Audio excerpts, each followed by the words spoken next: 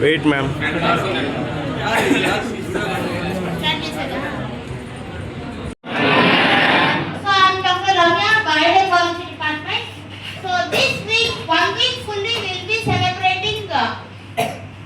IKS. What do you know about IKS? Indian College System. So మన college లో normal గా we have NEP సారథీస్ అని ఒకరు ఉన్నారన్నమాట. వాళ్ళు ఏం చేస్తారంటే they act like a bridge between the UGC and the college.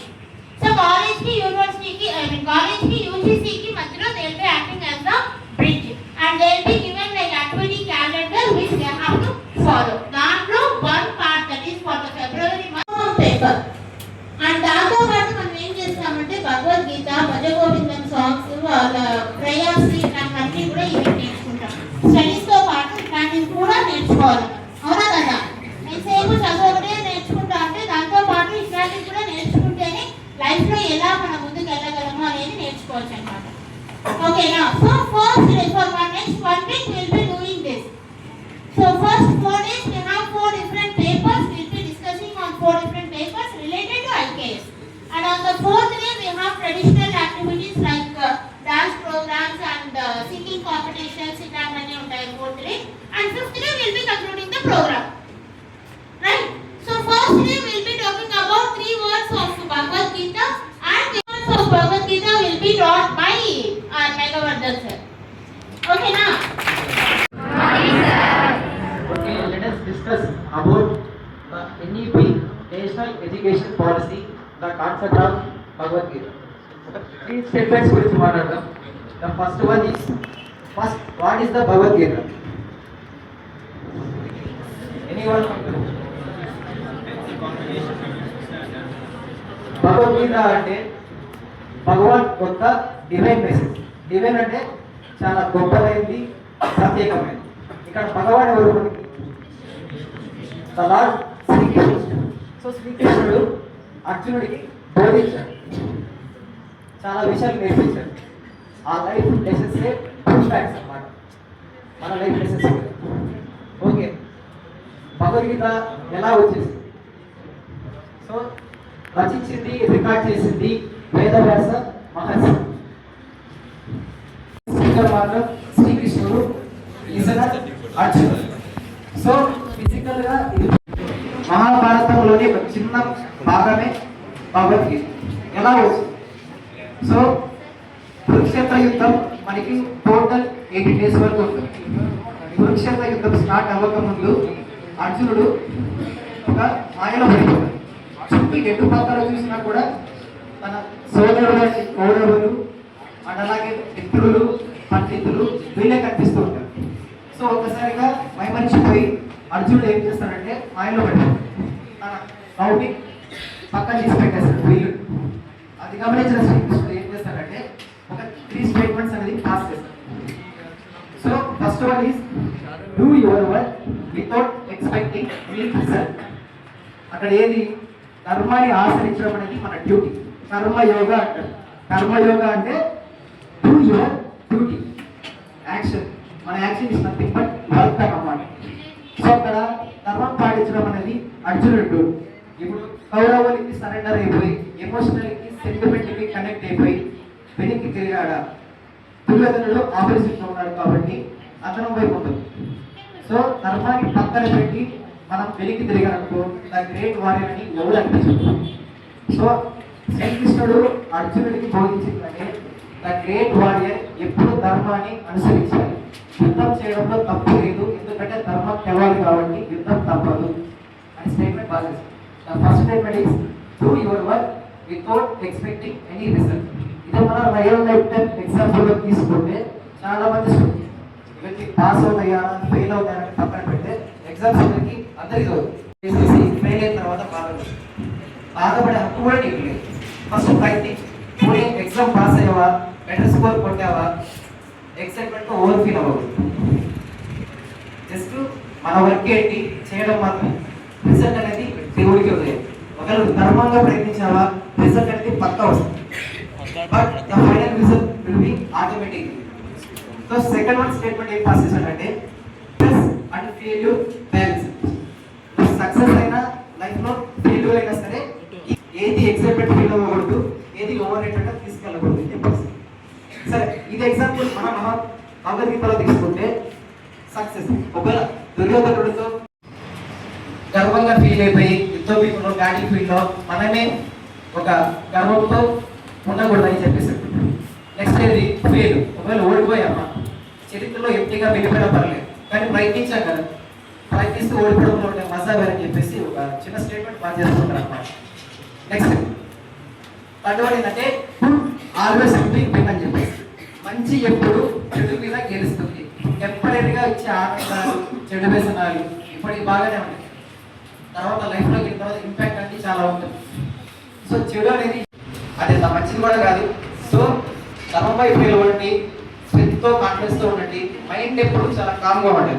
Bhagavad Gita మనకి మామూలుగా ట్రూత్ ఫ్యాక్ట్స్ ఎలా చెప్తుందంటే మనిషి ఒక జీవితాన్ని ఎలా జీవించాలి, తన duty is nothing but action, తన కర్తవ్యాన్ని ఎలా నిర్వర్తించాలి, అలాగే మనసుని మేధస్సుని ఎలా కంట్రోల్లో ఉంచుకోవాలి. నీ మైండ్ నీ కంట్రోల్ లేదనుకో ఎవరి మాట కూడా చిన్న స్టోరీ చెప్తా.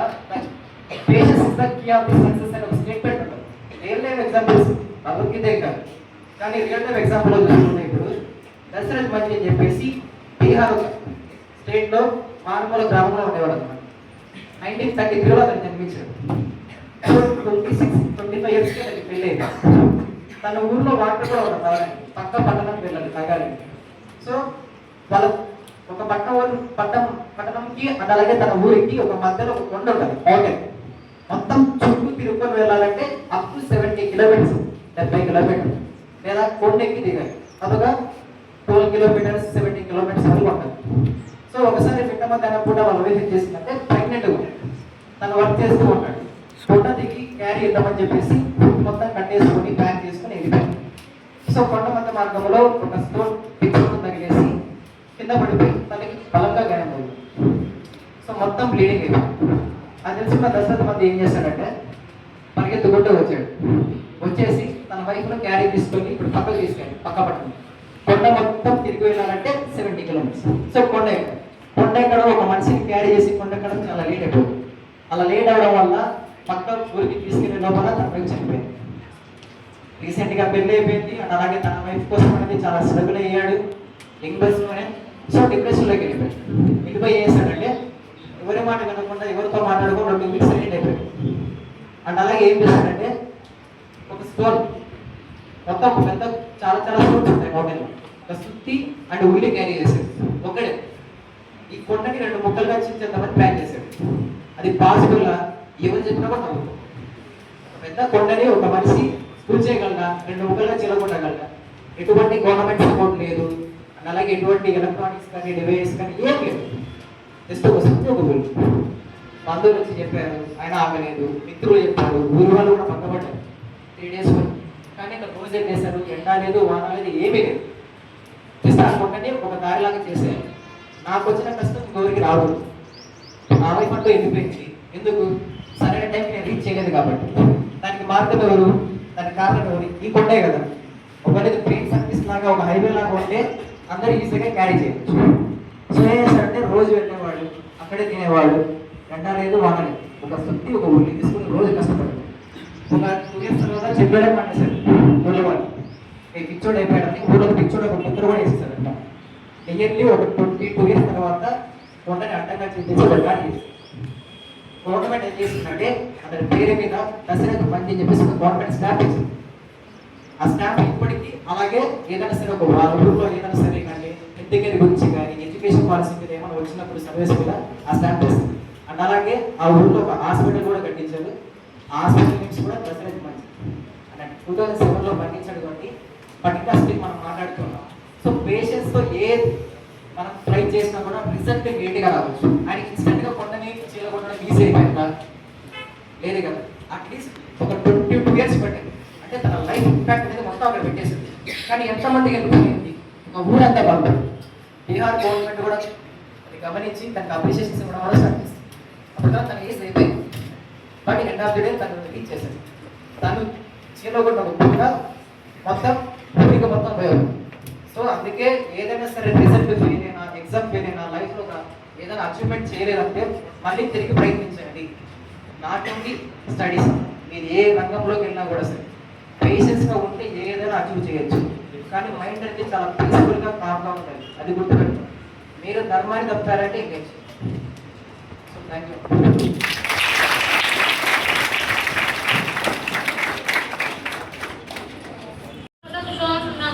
ఎప్పటికీ రాదు.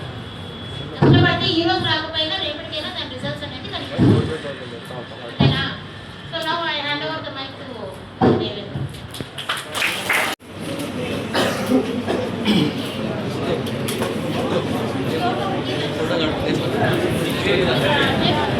ఇండియన్ నాలెడ్జ్ సిస్టమ్ మీద ఈ ప్రోగ్రామ్ మొత్తం 5 days ఓకేనా? సో భగవద్గీతలో మెయిన్గా ఏమేమి వర్డ్స్ చెప్పడం జరిగింది, ఆ కొన్ని పదాలు మన నిజ జీవితంలో ఏ విధంగా మనకు ఉపయోగపడతాయి. సో భగవద్గీత కావచ్చు, రామాయణం కావచ్చు, మహాభారతం కావచ్చు, ఇలాంటి హిందూ ప్రధాన గ్రంథాలను చదివితే మనకు వచ్చే లాభం ఏంటి, మన జీవితం ఎలా ఉంటుంది, ఆ గ్రంథం అనేది మన జీవితానికి ఎలా దోహదపడుతుంది. సో ఇవన్నీ కూడా ఈ 5 days ప్రోగ్రాంలో మనం డిస్కస్ చేస్తాం. ఓకే, సో ముందుగా సోహం అనే పదం గురించి మనం డిస్కస్ చేద్దాం. సో భగవద్గీత కానీ ఇంకేదైనా ఉపనిషత్తులో కానీ సోహం అనే పదం వచ్చి ప్రధానంగా చెప్పబడింది. డైరెక్ట్ గా కావచ్చు, అట్ ఇండైరెక్ట్ గా కావచ్చు. సోహం అనే పదం అనేది చాలా హిందూ ప్రధాన గ్రంథాల్లో దాన్ని ఉపయోగించడం జరిగింది. ఓకే, సోహం అంటే సోహంని రెండు విధాలుగా మనం విడదీస్తే, సో అంటే పరమాత్మ లేదా దేవుడు అని అర్థం, హం అంటే నేను అర్థం. సో సోహం అంటే నేనే పరమాత్మ, నేనే దేవుడు అని అర్థం. మనిషి అనేవాడు మనిషి శరీరంలో ఒక ఆత్మ ఉన్నట్లు, సో ఆత్మ అనేది అది పరమాత్మతో కలిసి ఉన్నట్లు.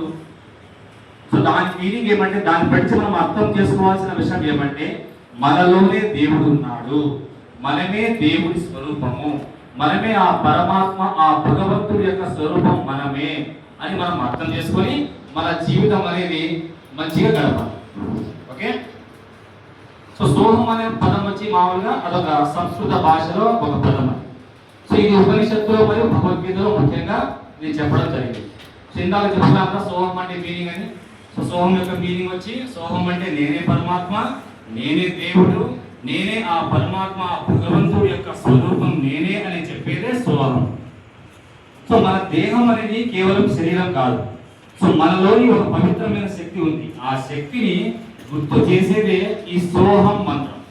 సో సోహం మంత్రం అనేది శ్వాస తీసుకునేటప్పుడు ఒక పదం, శ్వాస వదిలేటప్పుడు ఒక పదం వస్తుంది. ఓకే, సో శ్వాస తీసుకునేటప్పుడు సో అన్నప్పుడు శ్వాస తీసుకున్నప్పుడు, హం అన్నప్పుడు శ్వాస వదిలేటప్పుడు ఈ రెండు పదాలు వస్తాయి. ఓకే, సో అంటే శ్వాస తీసుకునేటప్పుడు ఆ పదం వస్తుంది, హం అంటే శ్వాస వదిలేటప్పుడు ఆ పదం వస్తుంది. సో శ్వాస వదలడం అంటే తీసుకోవడం, ఈ రెండు కూడా ప్రతి ఒక్క మనిషికి ముఖ్యమైనది. కాబట్టి సో ఆ శ్వాస మీద ధ్యాస పెట్టాలి అంటే ఈ సోహం అనే మంత్రాన్ని మనం ప్రాక్టీస్ చేస్తే శ్వాస మీద మనకు ధ్యాస పెరుగుతుంది. సో శ్వాస మీద ధ్యాస పెరిగితే మనకు వచ్చే ఉపయోగం ఏంటి అంటే ఏకాగ్రత పెరుగుతుంది. సో ఏకాగ్రత పెరిగి మనలో ఉన్న కొన్ని నెగిటివ్ థాట్స్ అన్ని కూడా మనం దూరం చేసుకోవచ్చు. సో సోహం మంత్రాన్ని మనం ఎక్కువ పఠిస్తే మనకు వచ్చే లాభం ఏమంటే, సో నెగిటివ్ థాట్స్ ని దూరం చేసి ఏమైనా పాజిటివ్ థాట్స్ మన మైండ్ లో రావడానికి, ఆలోచనలు మనకు కరెక్ట్ గా ఉండడానికి ఈ సోహం మంత్రం అనేది మనకు ఉపయోగపడుతుంది. ఓకే, ఒకసారి అందరూ కూడా సో అనండి. హం తీసుకుంటున్నాం, హం అన్నప్పుడు శ్వాస మనం వదులుతున్నాం. ఓకే, ఈ శ్వాస వదలడం తీసుకోవడంలో కాన్సన్ట్రేషన్ పెట్టాలి అంటే ఈ సోహం అనే మంత్రాన్ని మనము రోజు ధ్యానం చేసుకోవచ్చు. ఓకేనా, సోహం అనే పదము ముఖ్యంగా హిందూ గ్రంథాలు ఇది చెప్పబడింది. సో కాబట్టి మనం ముందుగా అసలు హిందూ గ్రంథాలు అంటే ఏమి, సో హిందూ గ్రంథాలు మనకు ముఖ్యంగా ఏమేమి ఉన్నాయి అని డిస్కస్ చేసుకుంటాం. సో హిందూ గ్రంథాలు తీసుకుంటే వేదాలు కావచ్చు, ఉపనిషత్తులు కావచ్చు, పురాణాలు కావచ్చు, ఇలా చాలా ఉన్నాయి. సో వేదాలు మొత్తం ఎన్ని మనకు అంటే 4 వేదాలు. సో వేదాలను ఎవరు రచించారు? వేద వ్యాసుడు రచించాడు. ఓకేనా. సో హిందూ ధర్మానికి మూల గ్రంథం ఏదంటే వేదం. సో వేదాలు 4 రకాలు: ఋగ్వేదం, యజుర్వేదం, సామవేదం, అథర్వణ వేదం. ఈ 4 రకాలుగా మనం వేదాలని విభజించుకోవచ్చు. సో వేదాలు అనేవి ఎలా మనకు వచ్చాయంటే అవన్నీ కూడా అపౌరుషేయం. అపౌరుషేయం అంటే ఏమి? మనిషి రాసినవి కావు, మనిషి తన సొంతంగా రాసినవి కావు వేదాలు అనేవి. సో తన జ్ఞానం ద్వారా, తన ధ్యానంలో తనకు వచ్చిన కొన్ని ఐడియాలజీ ప్రకారం, కొన్ని ఆలోచనల ప్రకారం ఆ గ్రంథాలను రచించడం జరిగింది వేదాలు. సో నెక్స్ట్ ఉపనిషత్తులు తీసుకుంటే, ఉపనిషత్తులు మనకు టోటల్ ఏంటి మొత్తం అంటే 108 ఉన్నాయి మనకు ఉపనిషత్తులు. సో ఉప అంటే దగ్గరగా అని అర్థం, ని అంటే ప్రత్యేకంగా లేదా స్థిరంగా అని అర్థం, షత్ లేదా సత్ అంటే కూర్చోవడం అని అర్థం. సో ఉపనిషత్తులు అంటే ఆత్మ పరమాత్మ అంటే ఏమిటి అని నేర్పించేదే ఉపనిషత్తులు. సో అప్పటి కాలంలో, పూర్వకాలంలో ఉపనిషత్తులు ఎలా నేర్చుకునేవారంటే, శిష్యులు వచ్చి గురువు దగ్గరికి వెళ్ళి డైరెక్ట్ గా గురువు దగ్గర నేర్చుకునేది ఉపనిషత్తులు. ఓకేనా. సో ఉపనిషత్తులు అంటే స్థిరంగా ఒక చోట కూర్చొని గురువు అనేవాడు ఆ ఉపనిషత్తులను బోధిస్తే అప్పుడు నేర్చుకుంటాం ఉపనిషత్తులు అనేవి. సో ఉపనిషత్తులు అనేవి మనకు జ్ఞానాన్ని పెంపొందిస్తాయి. ఎటువంటి జ్ఞానాన్ని ఉపనిషత్తులు పెంపొందిస్తాయంటే, ఆత్మ అంటే ఏమి, పరమాత్మ అంటే ఏమి, దాని మధ్య ఉన్న తేడా ఏమి, అసలు రెండు ఒకటా కాదా అనే విషయాలన్నీ కూడా మనకు ఉపనిషత్తులు చెప్తాయి. సో ప్రతి ఒక్క మనిషి కూడా ఆత్మ పరమాత్మ యొక్క భేదం, ఆత్మ పరమాత్మ ఎలా ఉంటాయి, సో అవి మనిషిలో ఉంటే మనకు వచ్చే యూజ్ ఏమి, ఇవన్నీ కూడా కంపల్సరిగా తెలుసుకోవాలి. ఆత్మ అంటే దయ్యమో భూతమో కాదు. ఆత్మ అంటే మన మనసులో నిశ్చలంగా స్థిరంగా ఉండేదే ఆత్మ. ఆ ఆత్మ అనేది ఎప్పుడైనా కానీ పరమాత్మతో అది కలిసి ఉంటుంది. మరి ఏం సార్, పరమాత్మ అంటే దేవుడు కదా, దేవుడు మంచి పనులు చేస్తాడు కదా, మరి మనిషి ఎందుకు చెడ్డ పనులు చేస్తున్నాడు? దేవుడే మనిషి అని మీరు అన్నారు, మరి దేవుడు ఇలాంటి చెడ్డ పనులు ఎప్పుడు చేయడు, పాపాలు చేయడు, ఒకరిని చంపడు, ఒకరిని ఇబ్బంది పెట్టాడు దేవుడు అనేవాడు. మరి మనిషి కూడా దేవుడని చెప్పే ముందు మనిషి కూడా ఇలా ఎందుకు పాపాలు చేస్తున్నాడు అంటే, మనిషి అనేవాడు తను నేనే దైవం అని అనుకోలేకపోతున్నాడు కాబట్టి, వాడు నిశ్చలంగా వారి మనసు అక్కడ నిలబెట్టలేకపోతున్నాడు కాబట్టి వాడు కూడా పాపాలు చేస్తున్నాడు. ఓకేనా. సో మనిషి అనేవాడు నేనే దేవుణ్ణి, నేనే ఆ పరమాత్మ యొక్క స్వరూపాన్ని అని గట్టిగా నమ్మితే, సో దేవుడి మాదిరి వాడు కూడా పుణ్యం చేసుకుంటా, ఒకరికి ఇబ్బంది పెట్టకుండా, కష్టపెట్టకుండా జీవించగలుగుతాడు. అర్థమైందా? సో ఇది ఉపనిషత్తులు అంటే. మరి ఇతిహాసాలు అంటే ఎపిక్స్, రామాయణం, మహాభారతం, సో ఇవన్నీ కూడా ఇతిహాసాలు అంటాం. సో ఇతి అంటే ఇలా అని అర్థం, హా అంటే నిజంగా అని అర్థం, ఆశ అంటే జరిగింది అని అర్థం. అంటే ఇతిహాసాలంటే మన పూర్వము ఇలా నిజంగానే జరిగింది, ఈ కథ కల్పితం కాదు, ఈ కథ నిజంగానే జరిగింది అని చెప్పేదే ఇతిహాసం. సో ఇతిహాసం మనకి ఏం చెప్తుందంటే, ధర్మం గురించి, కుటుంబం గురించి, అన్నదమ్ముల గురించి, ఆలు బిడ్డల గురించి, స్నేహితుల గురించి చెప్పేది ఇతిహాసం.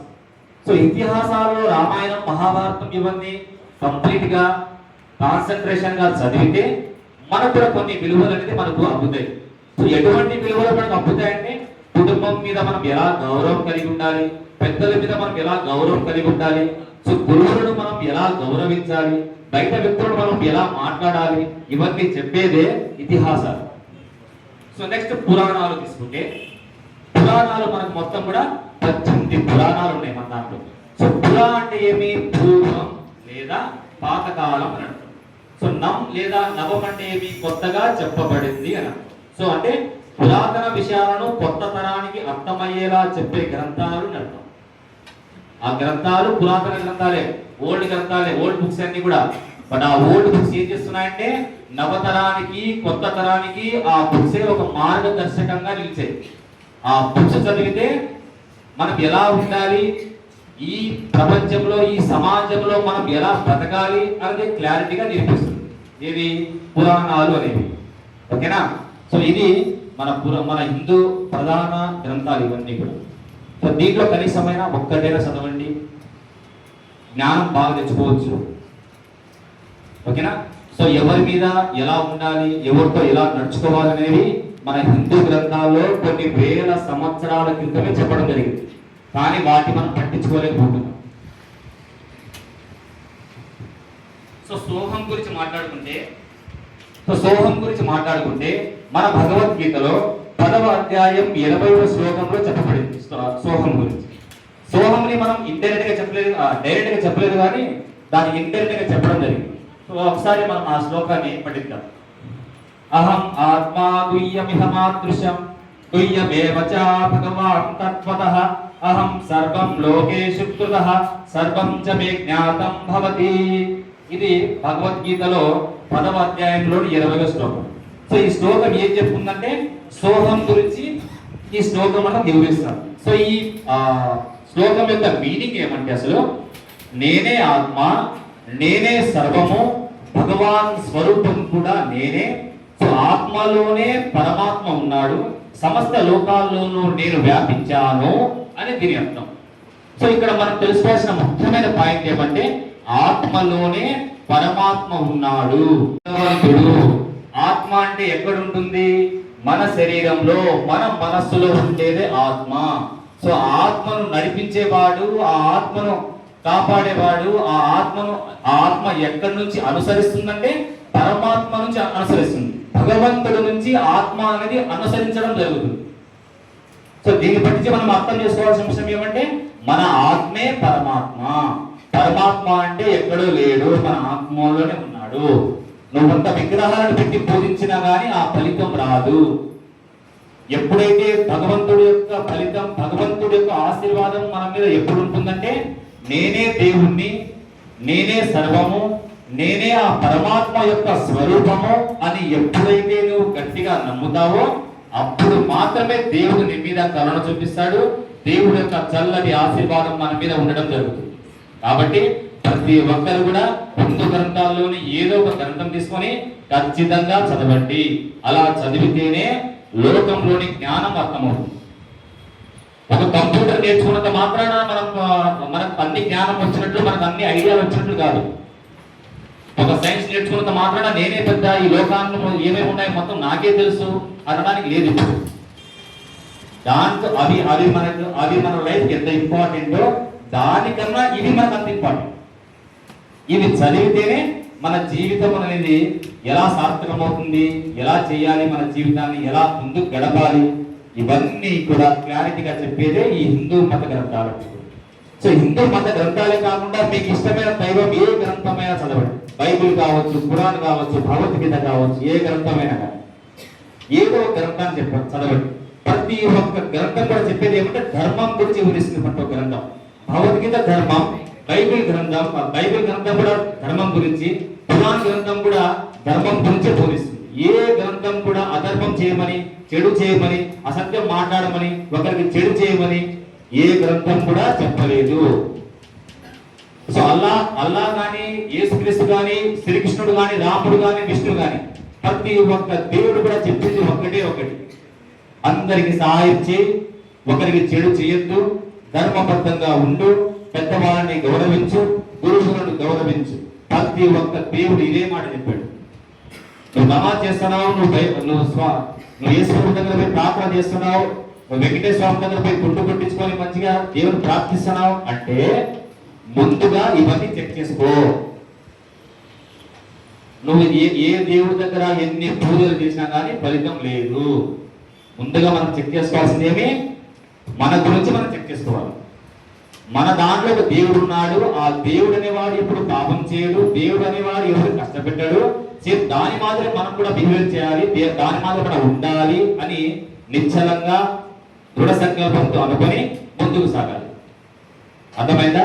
సో ఎప్పుడైనా మీ మనసు బాగలేనప్పుడు ఒక చోట కూర్చొని ధ్యానం చేయండి. ధ్యానంలో ఓం కానీ, సోహం కానీ, ఈ రెండింటిలో ఏదో ఒక మంత్రం కానీ పఠించి శ్వాస మీద శ్వాస వదలడం, శ్వాస తీసుకోవడం మీద ఎక్కువ కాన్సన్ట్రేషన్ పెడితే సో ఆటోమేటిక్ గా మన మైండ్ అనేది మన కంట్రోల్లోకి వస్తుంది. సో లాస్ట్గా ముగించే ముందు ఒక చిన్న శ్లోకం. వెంకటాద్రి సమస్తానం బ్రహ్మాండే నాస్తి కించన వెంకటేశ సమో దేవో న భూతో నా భవిష్యతి. ఓం నమో వెంకటేశాయ.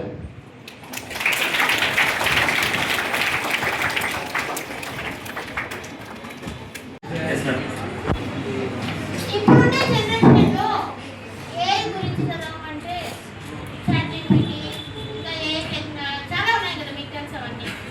సో వాటి గురించి అయితే ఈజీగా చదివేసి ఈజీగా తెలుస్తారు. I mean we can understand easily, right? కానీ ఈ జనరేషన్ వాళ్ళు కూడా దీని మీద ఇంత రీసెర్చ్ చేసి ఇంత బాగా మాట్లాడినారంటే నేను ఇంత చిన్నగా క్లాస్ కొడితే ఏం బాధ.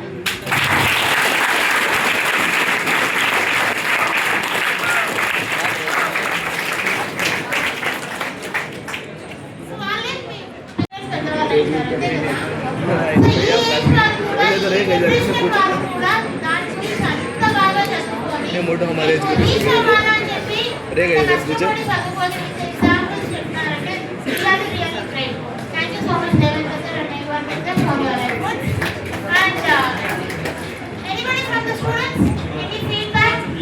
मोटो ma'am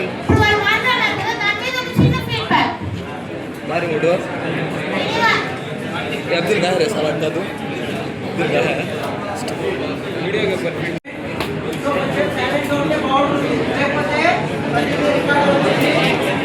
Good morning, one and all. My name is I am P. Shankar. I am studying from BCA Journal, and today I will discuss about ISK. That stands for Indian Knowledge System. ISK. And before going to Indian knowledge system, and Indian knowledge system లో there are main keywords అమ్మా. And keywords లో మనం main గా సోహం గురించి చదువుకుంటాం. And సోహం తర్వాత అద్వైత వేదాంత and Upanishads and lot of moksha, and these are all the keywords. And before going to Soham, and there is a little discussion about Soham. Soham is a Sanskrit matra which is derived from Saha plus Aham, and Saha stands for that and Aham stands for I. Here Saha means that. ఇక్కడ that అనే word ఎందుకు use చేసామంటే that stands for the supreme unity of Brahmanamma, and Aham stands for I am that or that is I am అనే word ని చెప్తదమ్మా Aham అనేది. And it also shows the relation between Brahmanda and Brahmanda, and Brahmanda is a microorganisms and Brahmanda shows the microcosms, and it also influence the experience and preparation అమ్మా. And so అనే concept ని మనం understand చేసుకోవాలంటే it is depend upon the human knowledge and preparation and individual mentality capacities దాని మీద depend అయి ఉంటుందమ్మా మనం ఏ కాన్సెప్ట్ అయినా తెలుసుకోవాలంటే. అంటే ప్రతి గ్రంథం కూడా మనకి ధర్మాన్ని పాటించమని చెప్తుంది. And Ramayana shows the relation between brothers and wife and husband, there lot of relationships అమ్మా. And Mahabharatam also shows the root of dharmam. And Bible కానీ ఖురాన్ కానీ ఖచ్చితంగా మనని ధర్మాన్ని పాటించమని, అసత్యం ఎప్పుడు నేను అబద్ధాలు చెప్పకూడదని, ఎప్పుడు ధర్మంలోనే నడవాలని ఎవ్రీ గ్రంథం కూడా చెప్తుందమ్మా. Thank you for giving this wonderful. చెప్పాలి